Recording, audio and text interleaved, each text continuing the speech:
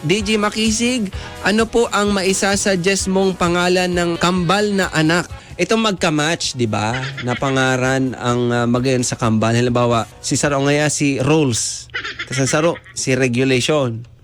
O, pag inapod mo, Rules and Regulation.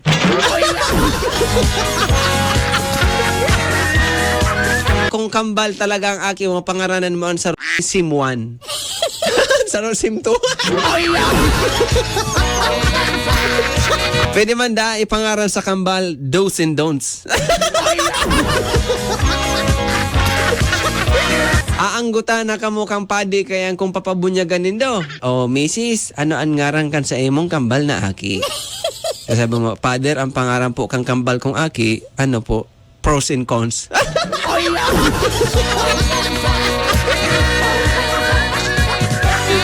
Father, ang pangalan po kang kambal kong aki, rules and regulations.